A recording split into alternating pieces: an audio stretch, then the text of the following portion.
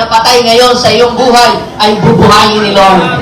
Sino po dito ang naniniwala na lahat ng mga bagay na naghihingalo, lahat ng mga bagay na patay sa atin, lahat ng mga bagay na nanghihina sa atin, kung tayo ay pumunta dito, bibigyan tayo ng Lord ng kalakasan. Amen? Kaya sabihin mo sa iyong katabi, be expectant and be excited. Because God will perform a miracles in your life more than you could ever think or imagine. Amen? Welcome po sa JA1 family. If you're a first timer here, just relax and sit back and enjoy the presence of God. So, dito po sa JA1 family, we are not promoting religion here. We are just promoting the name of Jesus. Ang role ng church kung bakit ito po ay itinatag ng ating Panginoon is to make Jesus known. Ang mission po ng JA1 is to connect every people to God and make them a true followers of Jesus. Sino po dito ang gusto niyang maging tunay na siya'y alagad ng ating Panginoon? Alam niyo po, dalawa lang naman ang pagpipilian kung ikaw ay magiging alagad ka ni Jesus o ikaw ay magiging alagad ni Tanin. Yan. Kanino kang alagad gusto mong maging? Alam niyo po mga kapatid, kapag ikaw ay alagad ng ating Panginoon, hindi ka ordinaryong taong nabubuhay lamang dito sa mundo. Kapag ikaw ay alagad ng ating Panginoon, you belong to the kingdom of God. At kung ikaw ay kabilang sa kaharian ng Diyos, kasama ka sa parada ng tagumpay ni Kristo. Sapagkat ang ating Panginoong Jesus, gustong patayin, gustong ibagsak ng demonyo. Pero alam niyo po, hindi siya kayang talunin ni Satanas. Amen? Kaya kapag ikaw ay nasa panig ng ating Panginoon, ikaw ay laging mapagtagumpay. Sabihin mo sa iyong katabi, you are victorious. You are victorious. You are a victor, not a victim. Amen? So, kung ikaw ay wala sa Panginoon, ikaw ay biktima. Biktima ng utang, biktima ng kalungkutan, biktima ng kasalanan, biktima ng demonyo. Pero kung ikaw ay na kay Jesus, you are not a victim, you are a victor. Amen? Praise God. So this month, we talk about making Jesus known. At gusto ko pong sabihin sa bawat isa na nandirito ngayon, pamula dito sa unahan, hanggang doon sa nasa likod, makinig po kayong mabuti. Ito ang mensahe ng Panginoon para sa ating lahat na nandirito na pumunta ngayon. Don't be shy to come to Jesus. Sino po dito ang yung na-invite? First time. First time po, nakarating po kayo. Yan, palapakan natin si Lord. Welcome po kayo. Para ito po sa inyo, ay nung na-invite kayo, dahil first time po kayo na pumunta dito or maka-attend ng ganito pong gathering, ang iba hindi sanay makihalubin sa mga tao. O pa naman nakakahiya na pumunta doon. Baka hindi ako bagay doon. Baka ako'y pagtawanan o wala akong maisuot. Ganito lang ang aking itsura. Alam niyo po, mga kapatid, ito ang mensahe sa inyo ng Panginoon ngayon. Don't be shy to come to Jesus. Kayo po ay pumunta dito, hindi dahil doon sa nag-invite sa inyo, o dahil doon sa inyong magulang, o hindi dahil doon sa inyong kumare, o hindi dahil sa inyong kapatid, o dahil sa inyong kaibigan. Kayo po ay napunta sa lugar na ito, sapagkat sa lugar na ito, kayo po ay inilid ng ating Panginoon. Bakit kayo inilid ng Panginoon sa lugar na ito? Hindi kayo sa sabungan napunta o hindi sa bingguhan. O bakit hindi kayo sa sugalan napupunta? Bakit kayo napapunta dito? Sapagkat kayo po ay inilid ng Panginoon sa lugar na ito. Dahil gusto ng Panginoon na magpakilala siya sa inyong buhay. At gusto ng Panginoon na malaman ng bawat isa sa atin kung ano ang magandang plano niya para sa iyong buhay. Sino po dito ang gusto niyang malaman ang plano ng Diyos para sa kanyang buhay? Alam niyo po, mga kapatid, napakaganda ng plano ng Diyos sa buhay natin. Pero, bakit yung plano ng Diyos sa buhay natin ay hindi siyang nangyayari? At bakit pangit ang nagaganap sa ating buhay? You know, church, ang sabi ng Bible, for I know the plans I have for you, plan to prosper you and not to harm you, to give you a future. And I hope, akala mo ba, Pastor, ang ganda ng plano ng Diyos sa buhay ko? Meron din ako mga pangarap. Pero bakit kabaligtaran ng mga pangarap ko sa buhay? Bakit ang sama ng nangyayari? Bakit ako'y nagpe-fail lagi sa business? Bakit ako'y nagpe-fail lagi sa love life? Bakit ako'y nagpe-fail sa work? Bakit ako'y nagpe-fail sa lahat ng bagay? Bakit ganon? Alam niyo po, meron pa isa pang nagplano sa tao. Alam niyo po kung sino yon? The devil. John chapter 10 verse 10, the devil came to what? To steal, to kill, and to destroy. Kaya if you are not connected to Jesus, you are always become a victim of the Satan. Kaya pag ikaw ay wala sa Panginoon, ikaw ay connected sa kasalanan, connected ka sa worldly things, wala kang strength to fight against the enemy. Pero kung gusto mo na ang plano ng Diyos ang maganap sa iyong buhay, beginning today, mag-decide ka to disconnect yourself to the sin of this world at ikaw ay kumonect sa Diyos para yung plano ng Diyos ang siyang mangyari sa buhay mo at maputol ang lahat ng plano ng kaaway sa buhay mo. Sino dito ang gusto niya sa oras na ito, maputol na ang sumpa ng kaaway, ng kadiliman sa kanyang buhay at ang maganap ay ang plano ng Diyos sa buhay niya? Kaya sabihin mo sa iyong katabi, mula sa oras na ito, naniniwala ko, may gagawin maganda si Lord. Sabi po sa Matthew chapter 11, verse 28 hanggang verse 30.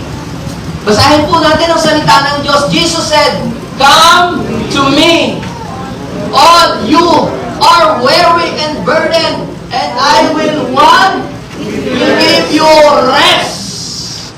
Ang sabi po ng Panginoon, "Take my yoke upon you and learn from me, for I am what? Gentle and humble in heart, and you will find rest for your soul." Sabihin mo sa iyo, katabi, God wants you to find rest for your soul. Sabihin mo nga, tanongin mo yung pagod ka na ba? Katatago sa bumba. Pagod ka na ba? Katatago doon sa naman nakamotor. Ningingil. Pagod ka na ba? Kasasaway ng iyong mga anak na hindi nakikinig. Kasasaway ng mga apo. Pagod ka na ba sa pagtatrabaho? Pagod ka na ba sa pagdinegosyo? Puro na lamang naman inquiry, wala namang nagmamay. Sabi ng Panginoon, "Take my yoke and learn from me, for I am gentle and humble in heart, and you will find rest for your soul. Take my yoke upon you and learn from me." Sabi ng Panginoon, "For my yoke is easy and my burden is light." Sino po dito ang naimbitahan na sa birthday party? Yung binigyan kayo ng invitation card. Dibu, kasal. Ano pa bang mga invitation? Inauguration. Ano pa bang mga invitation na? Launching. Yan. Pagka po meron ng mga grand event, bago maganap po ang isang grand event, meron po kayong matatanggap na special invitation. Sabihin natin, special. Pag sinabing special, may cheese at may niyog sa ibababa, ipapaliputo pa na yun. Puto sa gays. Okay? So, ano ang ibig ko sabihin, Kapag sinabi natin special, ibig sabihin kakaiba ka, ikaw ay buod kami, ikaw ay importante. Sabihin mo sa iyo katabi, you are special in the eyes of God. Kung kayo po ay naimbitahan sa isang grand event o sa isang wedding na sabihin natin napaka-engranding kasalan or dibu, kayo po ay bibigyan ng invitation card. At kapag kayo po ay nakatanggap ng invitation card, kunyari mayor or si Gob ang nag-invite sa inyo, ano po ang feeling kapag kayo po ay na-invite ni Gob sa kanyang event, special event or mayor? Aba, siguro bakit ka na mapagkatulog? Ano ba yung isusuot mo? Ano? Subukan nyo ganon?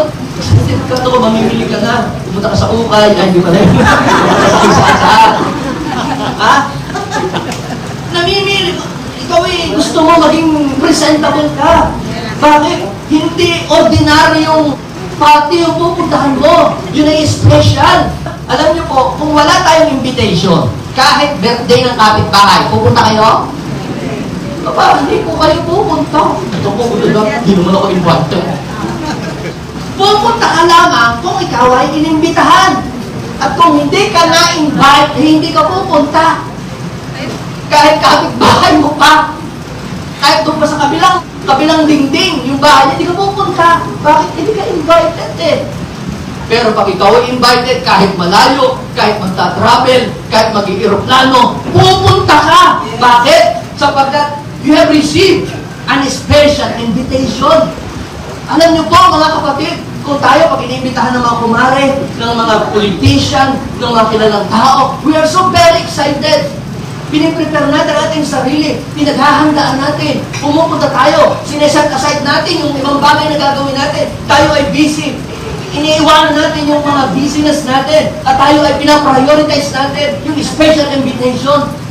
Kapatid, kung yung mga bagay na yun ginagawa natin para sa tao, para doon sa mga taong kaibigan natin, o doon sa mga taong may ginawang mabuti sa buhay natin, I am telling you, mas maraming mabubuti at dakilang bagay na ginawa si Jesus sa buhay mo. Binigyan ka ng buhay, ng kalakasan, pinrovide niya ang lahat ng pangangailangan mo, tinutulungan ka sa pagkakasang, binilift up ka niya, and today, God is inviting you to come into His presence.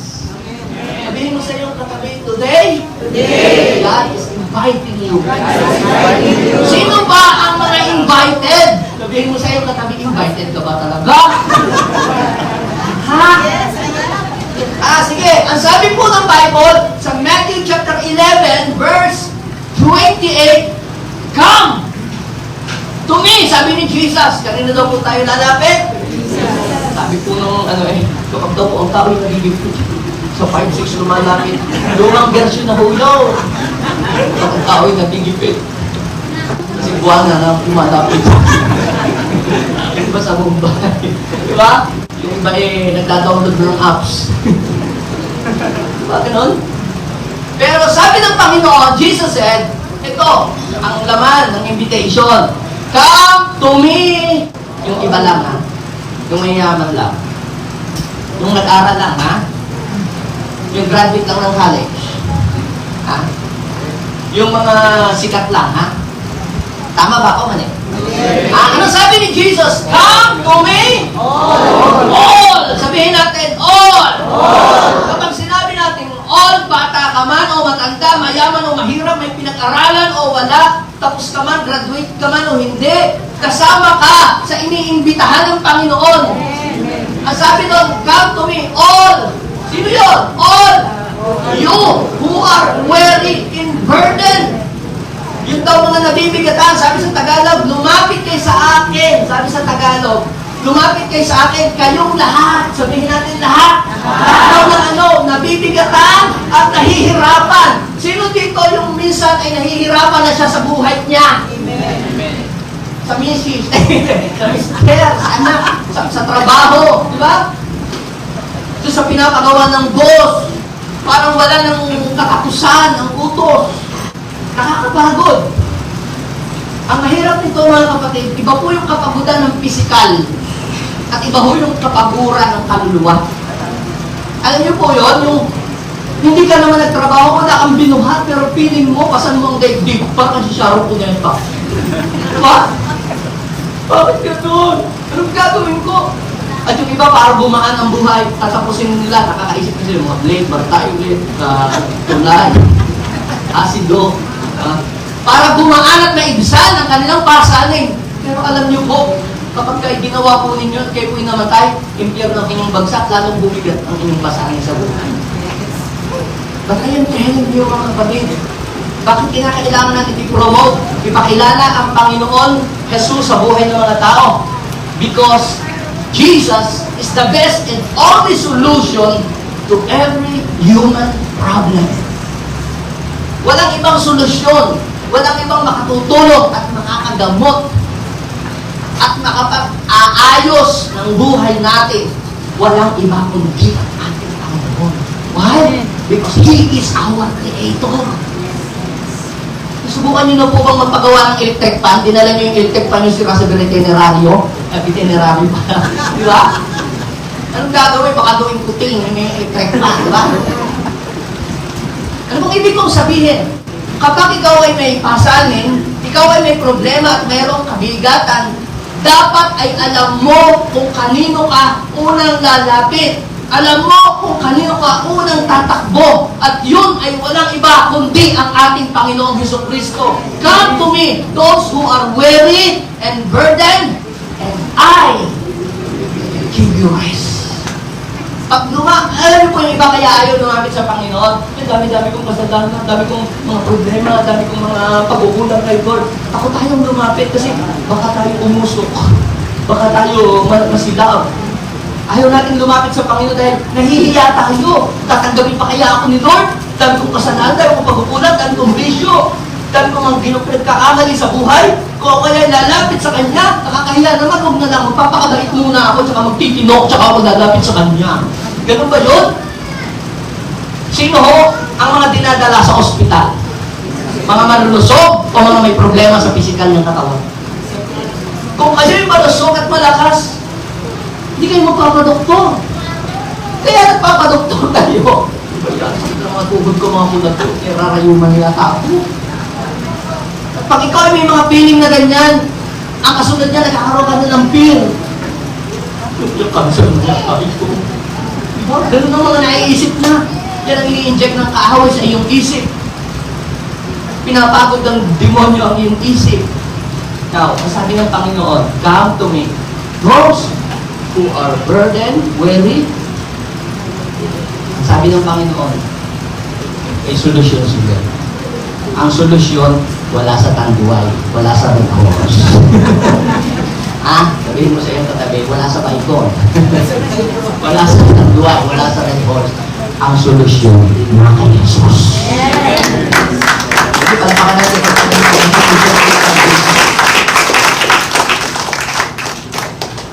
hindi ko po kayo dinadjust kung favorite ninyo at kung paborito niyo yung mga ganon.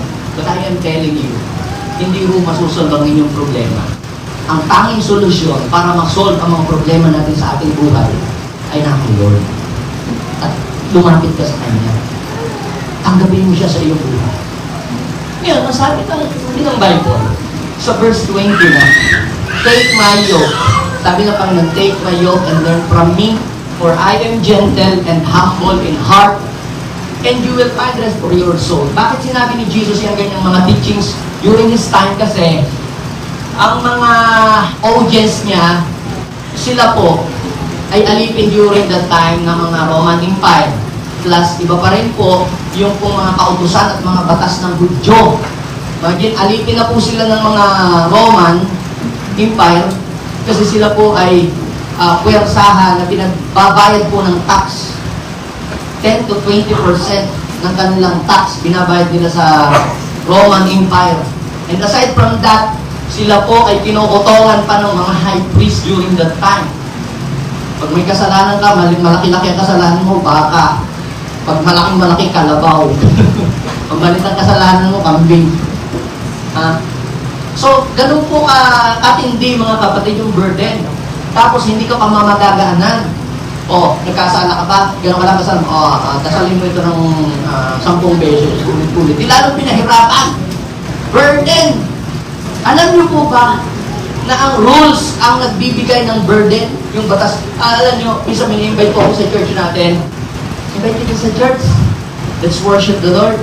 Alam mo, tanong sa akin, ano po ba ang bawal sa inyo? Alin po ba ang mga hindi pwedeng gawin sa inyo? Pastor, ano po ba ang bawal? Alin po ba ang hindi pwede? Sabi ko sa kanya, alam mo sa church namin, hindi namin masyadong pinag-uusapan yung hindi pwede. Ang pinag-uusapan namin doon kung ano yung pwede. Pag lagi mo pinag-uusapan yung hindi pwede, yung bawal, kinakahol mo na yung iyong sarili sa mga bagay na po pwede mong magawa. Let's talk about ano yung pwede natin gawin para sa Kanya. Marami. At kapag ikaw ay nakapokus doon sa kung ano yung pwedeng gawin para kay Lord, matidiminish yung mga bagay na hindi pwedeng gawin. Sabihin mo sa iyong katabi, dinala ka ng Lord dito. Dahil gusto ni Lord, magpakilala siya sa iyo. Yes, parang kilala niyo na po si Lord. Sabi ng lola niyo, ng tatay niyo, ng nanay niyo. Di ba si Jesus, yung sinilang ni Virgin Mary? Yung boyfriend ni Joseph. Parang hanggang doon, kilala natin ang Panginoon sa history. But knowing about Jesus is different from knowing Jesus. Pwede kayo mag-research sa internet. Sino si Jesus? Ano kanyang Hebrew name? Anong meaning ng kanyang name? But still, your heart is far from Him. But knowing Jesus is different. It talks about intimacy with God. Yung ikaw at ang Panginoon mismo ay mayroong ugnayan. Yes, pwede po kayong mag-aral sa Bible School at sa seminary. For 10 years, 20 years, magmasteral pa kayo. And still your heart is very far from the Lord. Pero, yung pong kayo ay magkaroon ng personal na relasyon sa Panginoon, yun lamang po ang makapagbabago ng buhay ninyo. Yung meron kang connection, meron kang kaugnayan. Now, sabi ng Panginoon, take my yoke and learn from me. Ano po ba yung yoke? Sabihin po natin, yoke. Ano yun? Egg yoke? Hindi po. Ang ibig sabihin po ng yoke, yan po ay pamatok. Sa Tagalog ay pamatok. Sa amin, sa Batangas, Isla Verde, tawag po namin ay yogo. Yan po ay isang kahoy na mabigat, na matigas na kahoy, na parang letter U. Letter U yan, na papaganyan. Yan. Hindi mo bumirang yan. Yoke po yan. Ngayon pong yoke na yan ay inilalagay sa batok ng kalabaw o batok ng baka. Mabigat po yan. Para po hihilahin yung kargo o kung ano man yung mga kargada.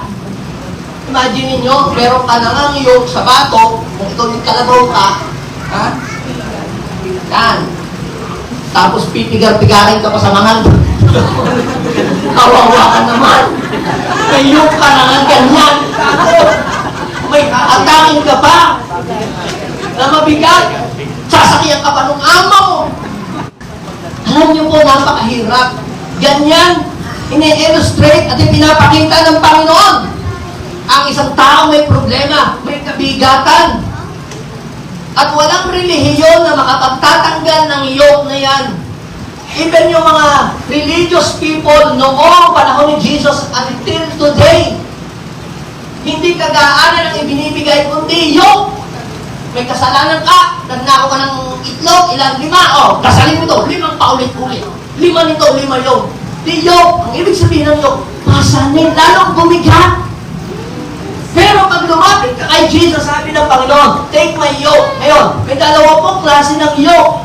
Yung yoke of the devil, at saka yung yoke coming from the Lord. Sabi ng Panginoon, take my yoke and learn from me. Yung kanyang mga utos, yung kanyang mga salita.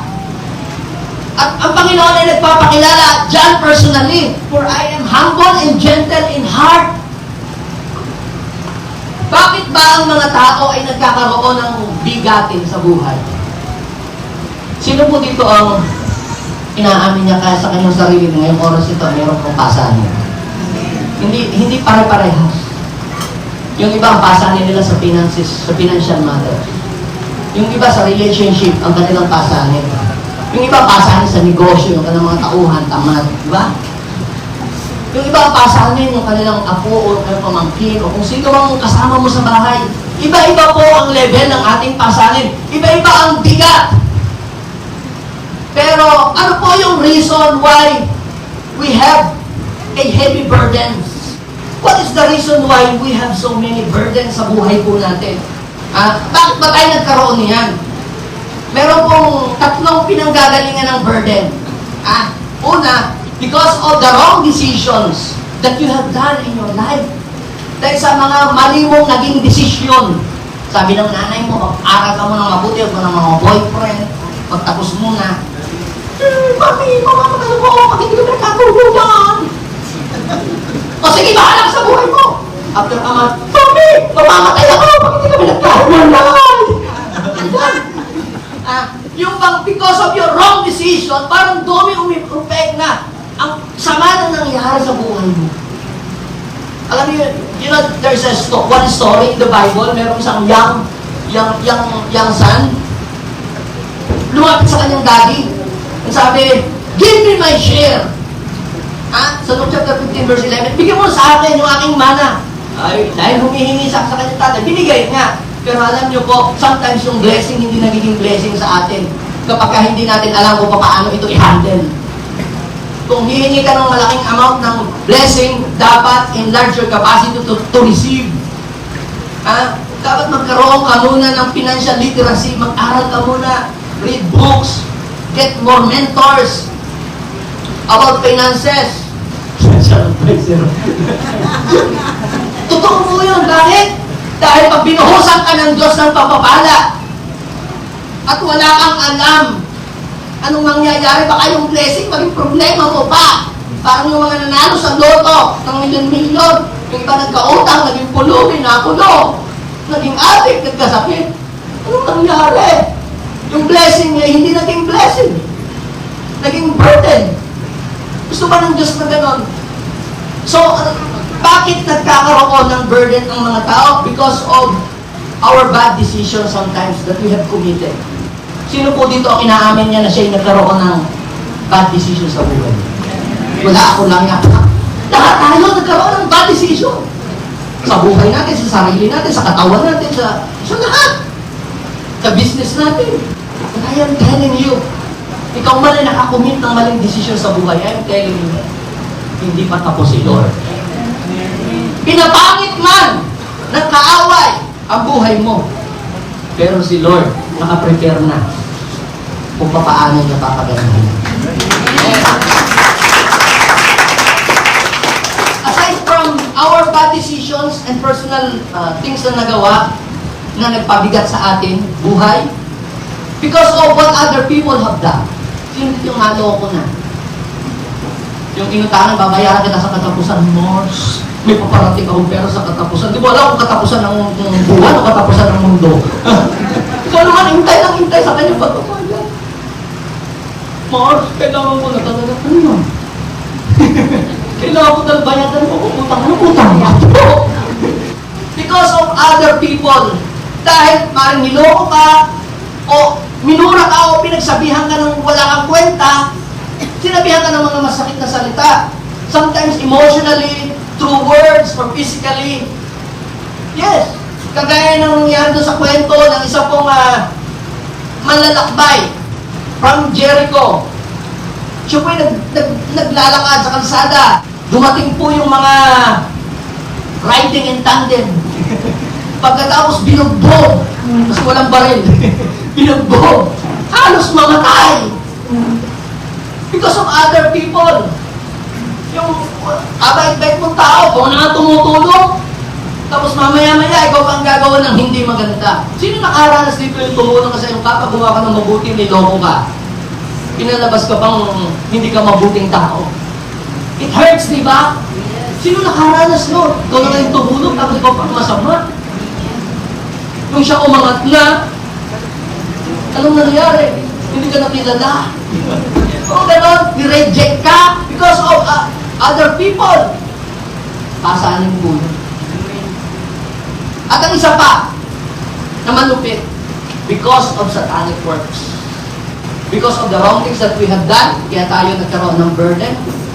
Because of what other people have done to us. And because of what the devil has done. Because of satanic works, satanic attack. Ang demonyo walang planong mabuti para sa atin. I am telling you, kahit pa yan duwending puti na nagpapakilala sa inyo, oh, demonyong kulay green, demonyo parang huyog. Huwag ninyong ipagkatiwala sa kanyang buhay ninyo. Hindi siya nga nagbibigay sa amin ng swerte. O, binubula ka lang no, pagkatapos ng lahat sisingilin ka, ang kaluluwa mo ay magiging kanya. Ganun siya. Sabi ng Bible, the devil came to what? To steal, to kill, and to destroy. John chapter 10, verse what? Verse 10. Minsan si Jesus po ay pumunta po sa temple. Nung si Jesus po ay nasa temple, mga kapatid, meron po doon isang babaeng kuba. Nakita na po kayo nung taong kuba. Doon mo lakad, naghahanap po ng karayong yun. May pasanin siya. Hirap sa kanyang paglalakad. Alam niyo po ang maganda lang dito sa babaeng ito? During rest day, hindi siya sa Marites at pumunta. Saan siya pumunta? Pumunta sa temple.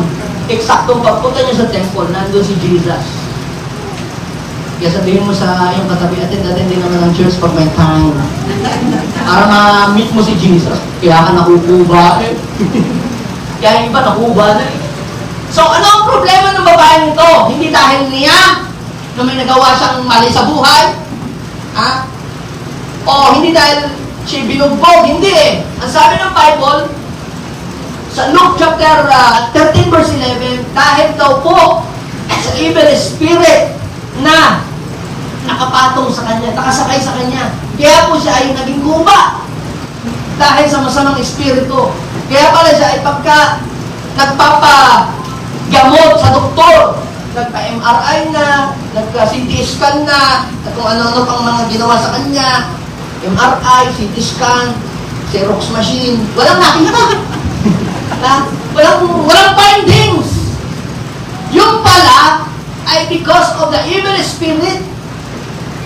Kahapon kayo may pumunta dito na isa pong babae na siya po'y nilalag, may sakit, may kabigatan sa katawan.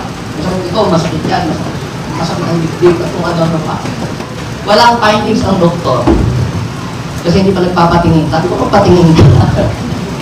Pero pinag-pray ko pa rin. Alam niyo po, nag-manifest sa kanya yung spirit of witchcraft. Kaya pala siya ay may kabigatan. Siya pala po ay kinulang. At nung mawala yung spirit sa kanya, siya po yung nagkaroon ng kagaanan at nawala yung bigat sa kanya. One time, meron pong lumapit sa akin. Sabi po ng doktor, maghanda ng 100,000, uupirahan po siya sa kanya pong sakit sa likod. Pero alam niyo po, siya po ay pumunta sa aming bahay at nagpa-pray. Nung po siya ay aking ipanalangin, si Jesus po ang ibinibida ko dito ha, hindi yung aking sarili. I'm just telling you what Jesus have done to her. Nung atin pong ipag-pray, siya pala po ay kinulam, nilagyan ng mga kung ano-anong mga masamang elemento po sa likod niya. And when, after na ma-cast out natin yung evil spirit, immediately, the pain has gone, hindi na na-operahan, nakalibre. Isang taong libong piso. Hindi na siya ang masaya, pati yung mga magdudunay, natuwa din. Hindi na natuloy. May meron naman pong, sabi po ng doktor sa kanya, ikaw ay uoperahan na kapag sumakit uli ang iyong gallbladder. Ngayon, sabi po nilang mag-asawa, bago sila pumunta doon sa doktor, ay di papray muna, pahingi muna ng bendisyon kay Pastor Kilayo na sana huwag manginig ang doktor habang inooperahan. ay may service po dito. Pagkatapos po ng service, ay akin po siyang ipinag-pray. At biglang, siya pa magpe-pray biglang, sinabi niya, ako si Lucio. At kami huy natakot. At yung pala ay may demonyo na nakasakay sa kanya. Na yung demonyo yun ang naglalagay ng sakit sa likod, naglalagay ng hepatitis, lahat ng mga sakit sa kanya. Pati gallstone.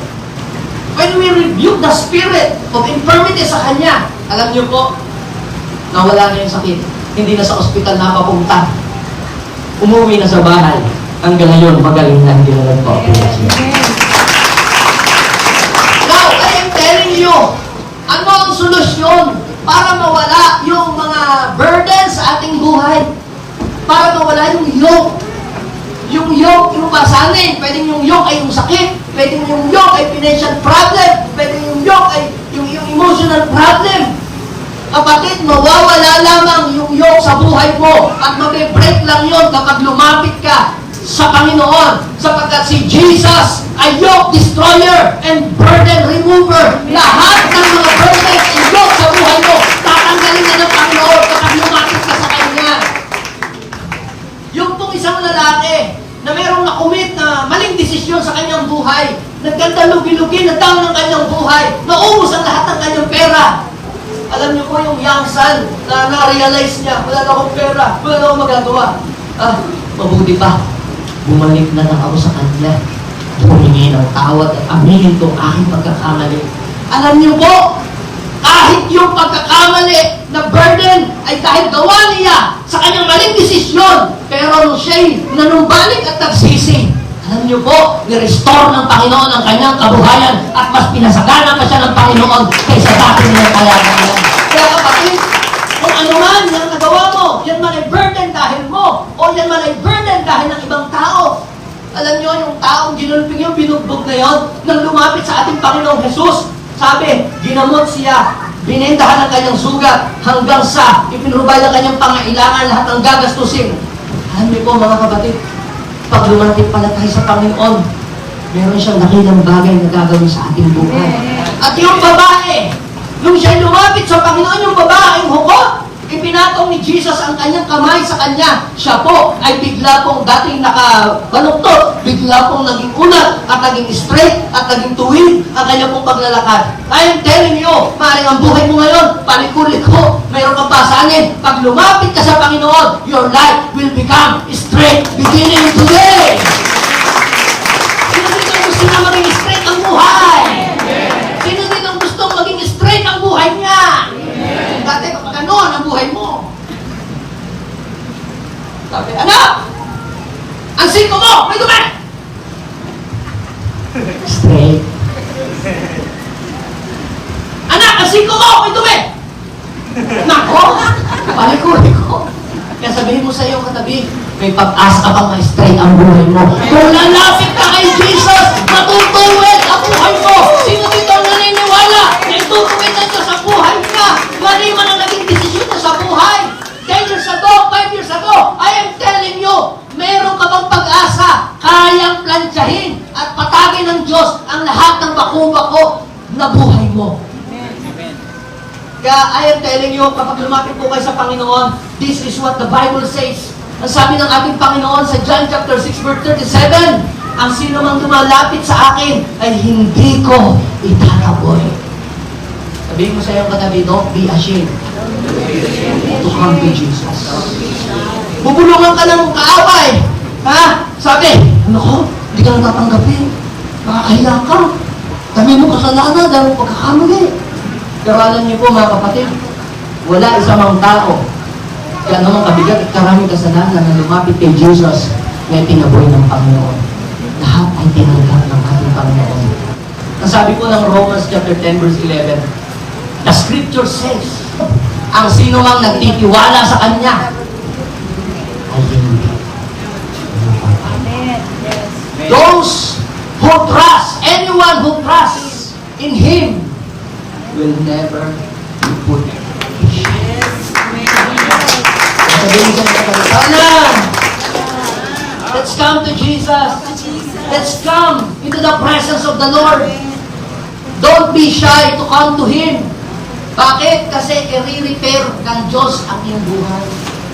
Kapag tayo po ba inisirang kotse, yung kotse nyo sira-sira, garalgal, ang andar, sabi nung iyong misis, dalahin na natin sa sa mekaniko. Huwag na, nakakahiya sa mekaniko. Garalgal itong sasakyan natin. Yan ba? Walang ganon, di ba? Hindi ka nahihiya. Ganon din mga kapatid, ang pagbuhay natin sira. Huwag kang mahiyang lumapit sa Panginoon. Remove your pride. At anong gagawin ng Panginoon? Sabi ng Isaiah chapter 9, verse 4, the Lord will remove every yoke, every burden off from your shoulder. Ano man yung burden na meron ka, si Lord ang mag-aalis, si Lord ang magtatanggal nun. Anong gagawin mo? Lalapit ka lang sa Kanya. Just come to Him. Those who are burdened, those who are weary and burdened. At pag lumapit ka sa Panginoon, ang sabi ng Lord, take my yoke. Yung yoke ni Lord. Kung ang yoke ng kaaway ay sakit, karamdaman, ang yoke naman ni Lord ay kaginhawahan. Ang yoke ni Lord ay ang kanyang mga salita. Ang yoke ng Panginoon ay yung peace. Ang yoke ng Panginoon ay yung kanyang love and comfort sa atin. Ang yoke ng Panginoon ay ang banal na espiritu na ipagkakaloob niya sa atin kapag tayo ay kumonek sa Kanya. Take my yoke, take my spirit. At kapag ang espiritu ng Diyos ay nasa iyo, ang sabi ng Isaiah chapter 10 verse 27, every yoke of the devil will be destroyed because of the anointing of the Lord. Sino dito ang gusto niyang ipawasak, ipasira kay Lord? Lahat ng yoke na inilagay ng kaaway sa kanyang balikat, yan man ay yoke na bisyo, yan man ay yoke na sakit, yan man ay yoke na utang, yoke na problema. Lumapit ka lamang sa Panginoon, mapipil mo ang kanyang anointing, at anointing can destroy the yoke of the devil in your life. Just come to Him. Come on, tayong lahat ito. Tayong lahat ay tumayo sa oras na ito. I am telling you, saints, ang Diyos ay gusto kanyang abutin. Ang Diyos ay gusto kanyang tulungan. Pero, alam niyo po, walang magagawa si Lord kung hindi ka lalapit sa Kanya. Jesus never forced Himself to anybody. Jesus never forced Himself to anyone. But when you come to Him, if you come to Jesus, He will help you. He will lift you up. He will strengthen you. He will give you a comfort. He will empower you kung ikaw ay nanghihina.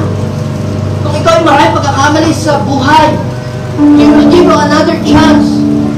Kapatid, si Lord, ang kanyang misyon sa ating buhay, to give us life and have it more abundantly.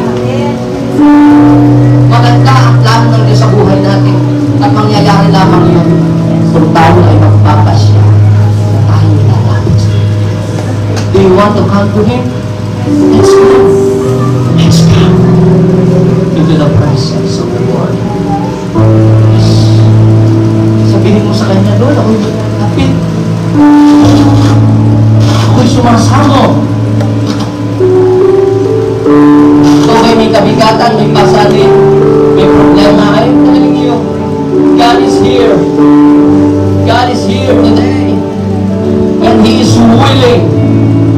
He is willing to help you. He is willing. He is willing to transform you into a different person. Ang buhay mo ay hindi na magiging katulad ng dati kapag ikaw ay lumapit sa Panginoon Jesus. Kapatid, huwag kang matakot. Huwag kang mag-alala. Huwag kang mangamba. Pag ibinigay mo ang buhay mo kay Jesus, hindi ka malulugi. Hindi ka talo.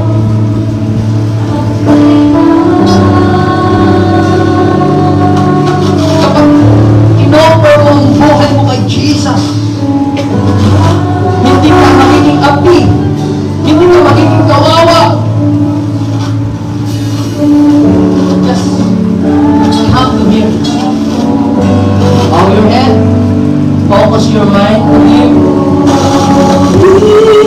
Ngayon pong oras na ito, mga kapatid, let's identify ourselves. Ano ba ang mga pasanin ko sa buhay? Ano ba yun? Ngayon, kapag na-identify mo lahat ng pasanin mo sa buhay, huwag mong suluhin. Huwag mong suluhin. Just leave your burden to Him, and He will help you so that your life will become easy. Gagaan ang buhay mo. Gagaan ang buhay mo. Kapag lumapit ka sa Panginoon, gagaan ang buhay mo. Yes.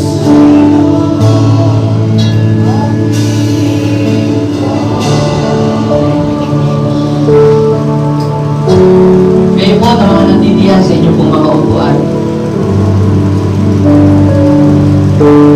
Alam po ng Panginoon ang nilalaman ng inyong puso. Kaya hindi po kayo nagsasalita. Mahal ang tingin ng iba, okay kayo. Tingin ng iba, kayo po ay walang problema. But deep inside, dami-dami niyo pong pasan. Dami-dami niyo pong mga suliranin sa buhay. But I have a good news for you. Nakikita lahat ng Panginoon ang problema mo. Nakikita ng Panginoon ang lahat ng pasanin mo. At hinihintay ka niya na lumapit sa Kanya sa oras na ito.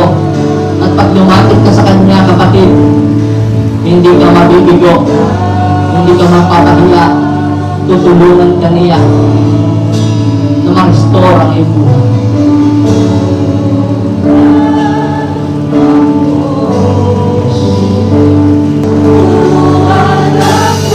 Sabihin natin sa Panginoon, ako yung lumalapit. Yes, Lord. Yes.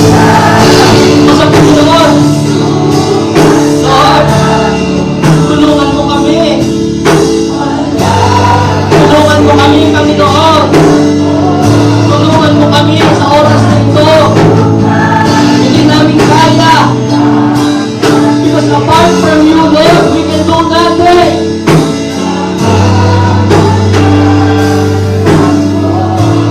Yes. Yes, Lord. Yes. Holy Spirit.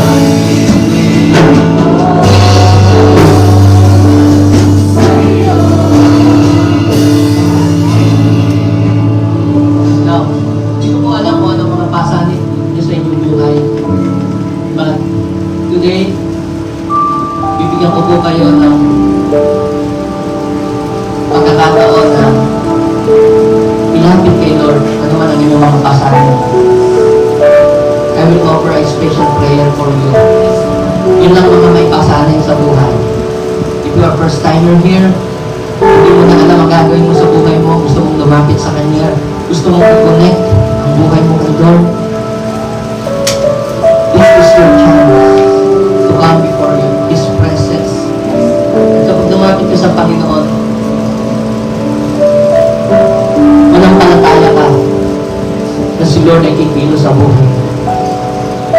Inaaniyahan ko po, if you are first timer here, meron kang pasanin sa buhay, meron kang dinadala, inaaniyahan ko po kayo sa oras na ito, and we will pray together. Sa inyo pong pagkakang dito, nakikita ng Panginoon ang nilalaman ng inyong puso. That is an act of surrender. Don't be shy. Come to Jesus. Don't be shy. Bigyan po natin sila ng way para po makapunta po dito. Yes.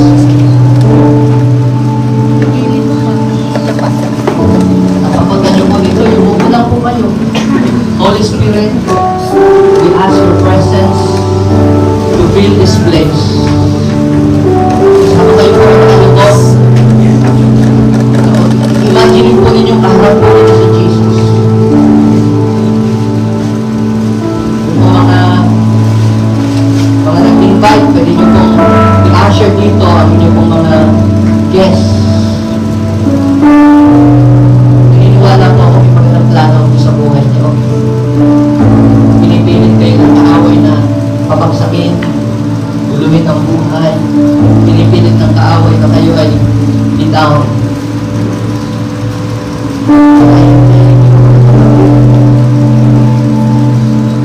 Kasama ka sa iniligtas na Jesus. Para sa tinutulungan. Kayo po, pinakayubo at nakabibig. Sige po, meron pa po ba? Gustong lumapit sa Panginoon. Yun lamang po gustong lumapit kay Jesus. Don't be shy to come to Jesus. Don't be shy to come to Jesus. Alam niyo po, hindi ko po nakikilala ang Panginoon. Gulo po ng buhay ko. Broken family po. Ako, kami. Wala pong direksyon ng aking buhay. Galit ako sa aking mga pitlang. Pero nung lumapit po ako kay Jesus, hindi po nabigo ang aking buhay. Nakita ko po ang ganda pa pala po ng plano ng Diyos. Mas maganda pa doon sa plano na gusto kong gawin sa buhay. Maaaring akala mo napakaganda na ng plano mo, ikaw ay successful ka na. But I am telling you, ikaw ay successful na ngayon at lumapit ka kay Jesus, lalo ka pang maging successful. Kung ikaw naman ay down, nalalapit ka kay Jesus, tapos mo live up. Kung ikaw ay may sakit, nalalapit ka kay Jesus, kaya ka ng pangingin, nothing is impossible. Hindi po ako mag-iinit pa sa inyo. All I have to do is to connect each of you into the presence of the Lord.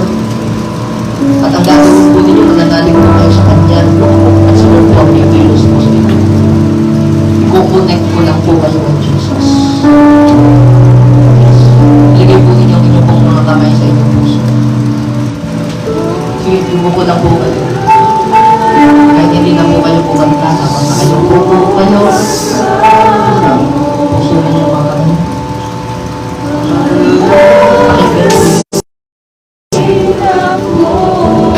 Allow the Lord to touch you. Habang nakapasok kamay niyo sa puso niyo, si Lord, isa-isa niyong tinatanggap ang mga taon. Unti-unti niyang pinapagaan ang pasal niyo hanggang sa maging magaan ang pala ko sa akin ang buhay ng iyong mga anak. Magulo ang iyong isip, pero ako, kanya dito para ikaw ibigyan ng kapayapaan.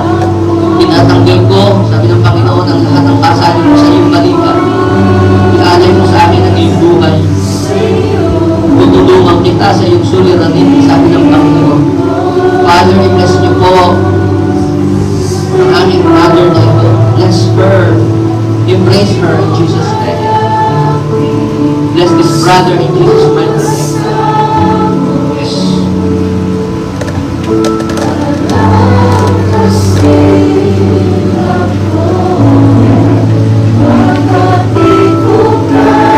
Sabihin niyo sa kanya, hindi ko pumala.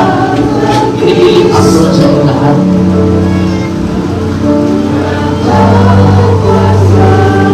Pwede po bang manalangin po tayo? Lahat po kayo nandito sa manahan.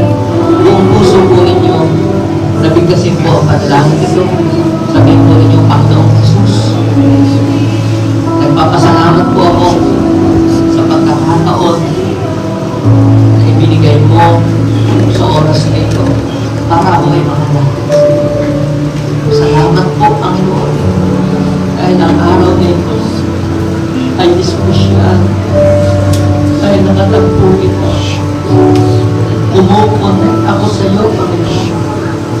Ibinibigay ko po sa iyo ang lahat ng aking pagkakin, lahat ng aking kabigatan, lahat ng aking problema, lahat ng aking kabalisan, lahat ng aking sakit. Kung naman po kayong sakit, bigay na kayo. Banggitin po ninyo, masakit pa ang inyong likod, ang inyong dibdib. Bigay nyo. Bigay mo, binibigay po, Panginoon. Lahat ng pasa. Sa oras, bimbo niyo sa update ko, pinagsisisihan ko ang aking mga kasalanan. Inisin mo po ang aking buhay ng iyong banal na dugo. Panginoon, tinatanggap kita sa puso ko bilang aking Panginoon at sariling tagapagligtas. Isulat ko ang aking pangalan sa aklat ng buhay sa langit at huwag mong hayaan mo hanggang sa iyong pagbabalik. Nais ko pa po, Panginoon, na makilala ka ng iyong puso. Tulungan niyo po na mabago ang buhay at lumakan sa iyong kalooban. In Jesus' name. Ako na lang ang mag-pray para po sa inyo, yung muna kang pumayo at pumigil. Abba, Father, sinabi mo sa iyong salita, kung meron mang isa na nagpaligilog sa iyo, mula sa kadiliman, pumunta sa liwanag, nagsasaya ang mga angel, nagdiruwang ka sa langit. Lord, iparamdam mo sa kanila ang kaganahan, walang katulad, the unspeakable and unexplainable joy. We ask the presence of the Holy Spirit, Lord, to flow upon the life of this mother in Jesus' name. Sa buhay ni Ma'am, i-bless niyo po sila, Sir, i-bless niyo po, Lord. Mangyari ang plano mo sa kanilang buhay. Ang aking kapatid din, i-bless niyo siya in Jesus' name. Yes, i-bless mo ang buhay ng aking kapatid na ito. From now on, sabi ng Panginoon, you will become my servant.